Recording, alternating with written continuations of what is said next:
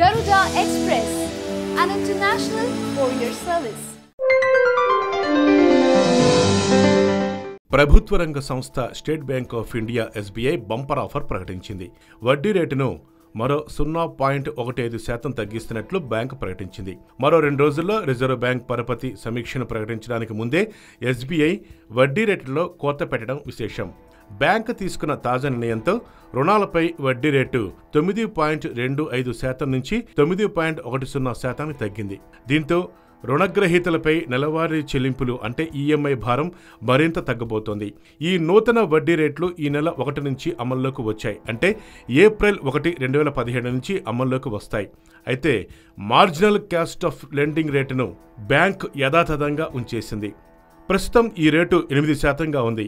అలాగే bank base రేటును 0.05% తగ్గించడంతో rate 9.25%కి చేరుకుంది. ఇక బెంచ్ మార్క్ ప్రైమ్ లెండింగ్ రేటును 14% నుంచి 13.85% తగ్గించినట్లు బ్యాంక్ వెబ్సైట్ ద్వారా తెలిపింది.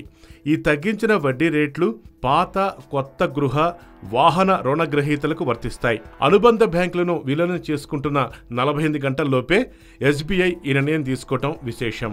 ఇకపోతే కనీస నగదు నిల్వలు లేని పొదుపు ఖాతాలపై ఛార్జీలను విధించనున్నట్లు ఎస్బీఐ ప్రకటించింది. 5 అనుబంధ బ్యాంకులతో పాటు భారతీయ మహిళా బ్యాంకులకు చెందిన ఖాతాదారులకు కూడా ఈ వడ్డింపు వర్తించనుంది. వీటితో పాటు చెక్ బుక్స్, లాకర్ సదుపాయాలు పొందేవారిపైన కూడా బ్యాంక్ ఛార్జీలు విధిస్తోంది. 6 మెట్రో నగరాల్లో ఉన్న ఎస్బీఐ ఖాతాదారులకు చెందిన ఖాతాల్లో కనీసం 5,000 రూపాయల నగదు నిల్వ ఉండాలని గతంలో ఎస్బీఐ పేర్కొంది. ప్రస్తుత ఆర్థిక సంవత్సరం నుంచి కనీసం నగదు నిల్వలు ఉంచని ఖాతాలపై 20 రూపాయల నుంచి 100 రూపాయల వరకు జరిమానా ఎస్బీఐ విధించనుంది. హాయ్ యోయో వ్యూవర్స్, సబ్స్క్రైబ్ చేసేటప్పుడు అక్కడ ఉండే గంట సింబల్ను ప్రెస్ చేయడం మర్చిపోవద్దు.